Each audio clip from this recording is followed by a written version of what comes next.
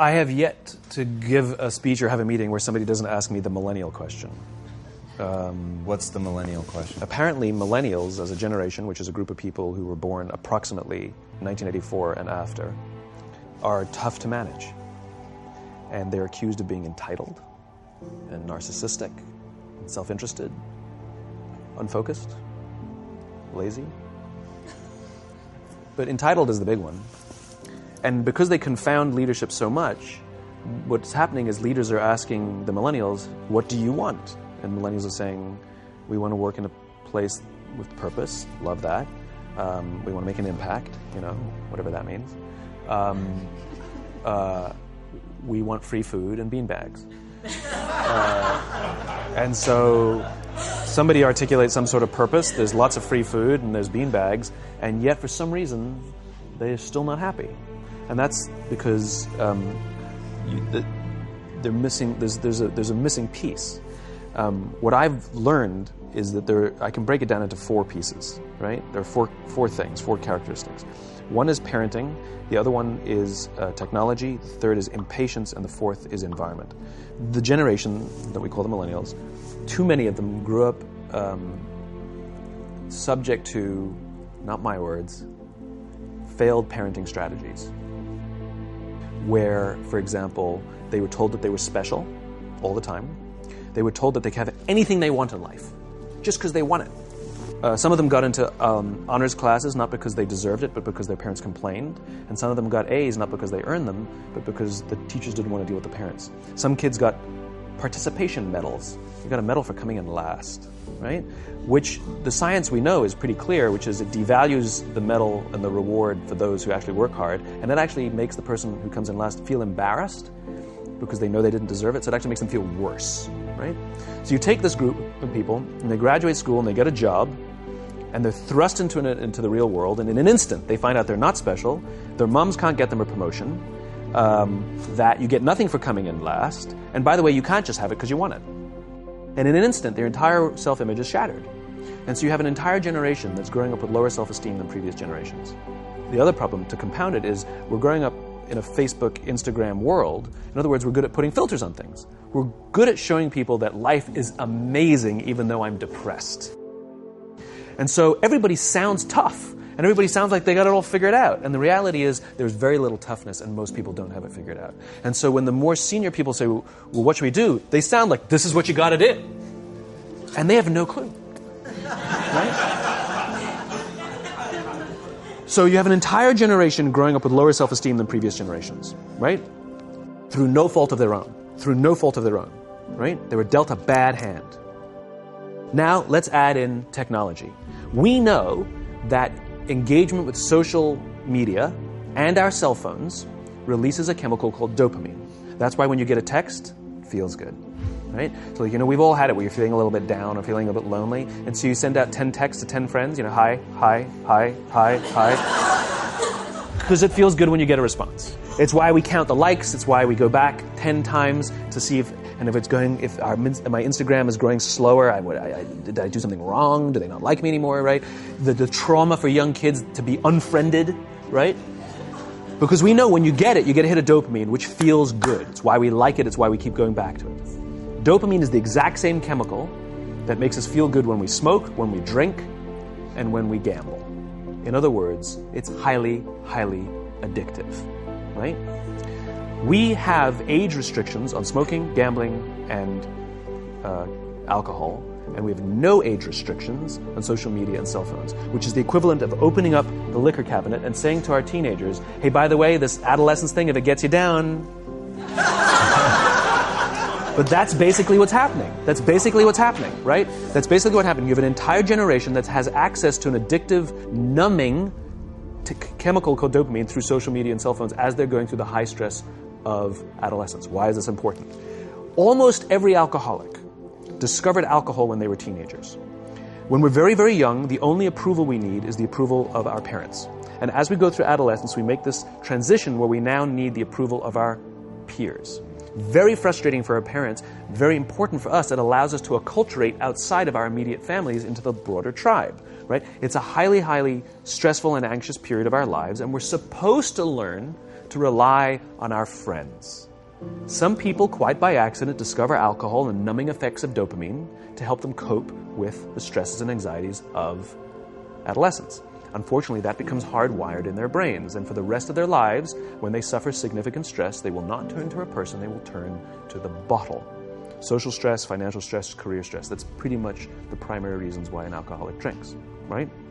What's happening is, because we're allowing unfettered access to these dopamine-producing devices and media, basically it's becoming hardwired, and what we're seeing is, as they grow older, too many kids don't know how to form deep, meaningful relationships. Their words, not mine. They will admit that many of their friendships are superficial. They will admit that their friends, that they don't count on their friends, they don't rely on their friends, they have fun with their friends, but they also know that their friends will cancel on them if something better comes along. Deep, meaningful relationships are not there because they never practice the skill set, and worse, they don't have the coping mechanisms to deal with stress. So when significant stress starts to show up in their lives, they're not turning to a person, they're turning to a device, they're turning to social media, they're turning to these things which offer temporary relief. We know, the science is clear, we know that people who spend more time on Facebook suffer higher rates of depression than people who spend less time on Facebook. These things balanced. Alcohol is not bad, too much alcohol is bad. Gambling is fun, too much gambling is dangerous. There's nothing wrong with social media and cell phones. It's the imbalance. If you're sitting at dinner with your friends and you're texting somebody who's not there, that's a problem. That's an addiction. If you're sitting in a meeting with people you're supposed to be listening to and speaking, and you put your phone on the table, face up or face down, I don't care, that sends a subconscious message to the room that you're just not that important to me right now, right? That's what happens. And the fact that you cannot put it away is because you are addicted, right? If you wake up and you check your phone before you say good morning to your girlfriend, boyfriend, or spouse, you have an addiction. And like all addiction, in time, it'll destroy relationships, it'll cost time, and it'll cost money, and it'll make your life worse. So you have a generation growing up with lower self-esteem that doesn't have the coping mechanisms to deal with stress. Now you add in the sense of impatience. They've grown up in a world of instant gratification. You want to buy something, you go on Amazon, it arrives the next day. You want to watch a movie? Log on and watch a movie. You don't check movie times. You want to watch a TV show? Binge. You don't even have to wait week to week to week, right? I know people who skip seasons just so they can binge at the end of the season, right? Instant gratification. You want to go on a date? You don't even have to learn how to be like, hey. You don't even have to learn and practice that skill. You don't have to be the uncomfortable one who says yes when you mean no and says no when you mean no and yes when you... You don't have to swipe right. Bang, I'm a stud. Right? You don't have to learn the social coping mechanisms. Everything you want, you can have instantaneously.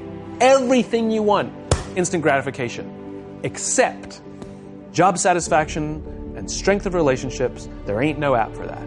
They are slow, meandering, uncomfortable, messy processes. And so I keep meeting these wonderful, fantastic, idealistic, hardworking, smart kids. They've just graduated school. They're in their entry-level job. I sit down with them and I go, how's it going? They go, I think I'm going to quit. I'm like, why? They're like, I'm not making an impact. I'm like, you've been here 8 months. You know? It's as if they're standing at the foot of a mountain and they have this abstract concept called impact that they want to have in the world, which is the summit. What they don't see is the mountain. I don't care if you go up the mountain quickly or slowly, but there's still a mountain. And so what this young generation needs to learn is patience. That some things that really, really matter, like love, or job fulfillment, joy, love of life, self-confidence, a skill set, any of these things, all of these things take time. Sometimes you can expedite pieces of it, but the overall journey is arduous and long and difficult. And if you don't ask for help and learn that skill set, you will fall off the mountain. Or you will, the worst case scenario, and we're already seeing it, the worst case scenario is we're seeing an increase in suicide rates. We're seeing an increase in this generation. We're seeing an increase in accidental deaths due to drug overdoses. We're seeing more and more kids drop out of school or take leaves of absence due to depression. Unheard of. This is really bad. The best case scenario, those are all bad cases, right? The best case scenario is you'll have an entire population growing up and going through life and just never really finding joy. They'll never really find deep, deep fulfillment in work or in life. They'll just waft through life, and it'll be just, it's fine. How's your job?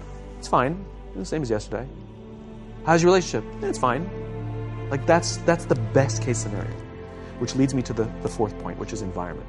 Which is we're taking this amazing group of young, fantastic kids who were just dealt a bad hand. It's no fault of their own. And we put them in corporate environments that care more about the numbers than they do about the kids.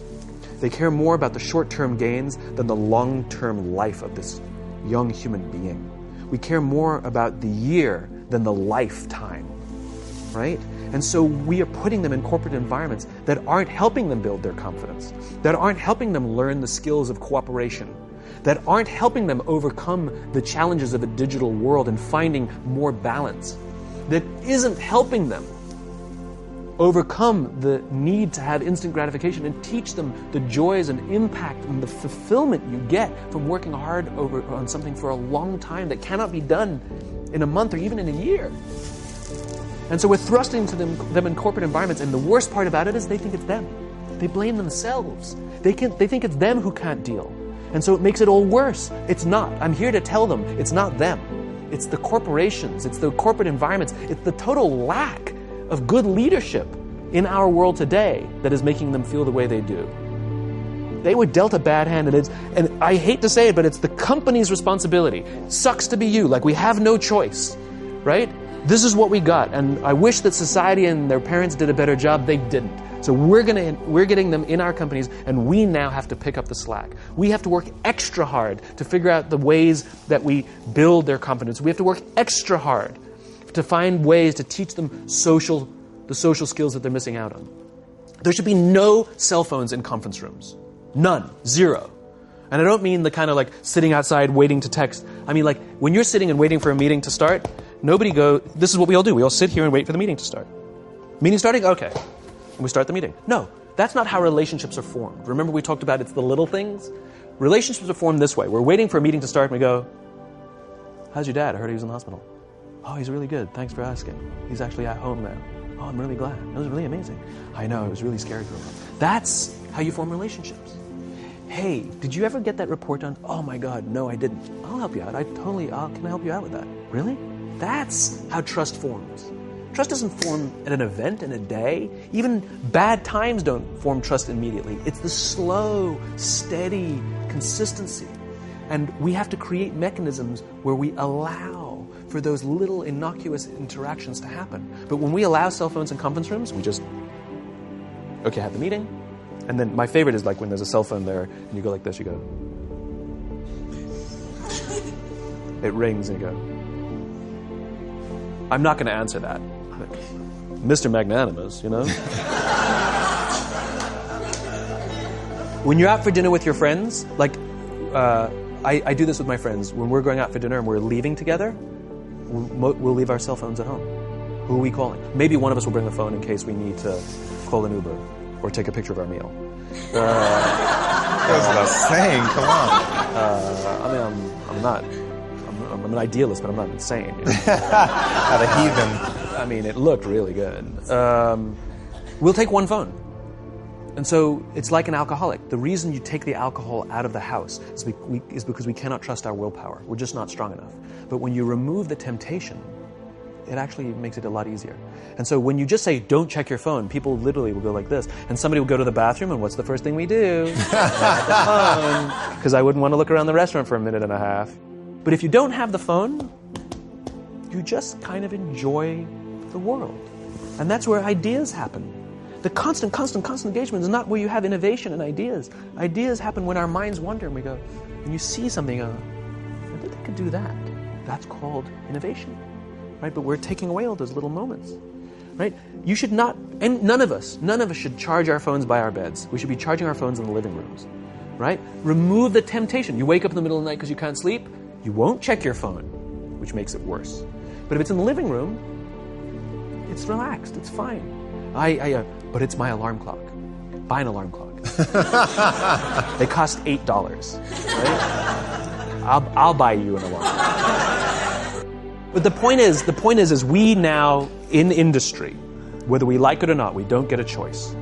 We now have a responsibility to make up the shortfall and to help this amazing, idealistic, fantastic generation build their confidence, learn patience, learn the social skills, find a better balance between life and technology.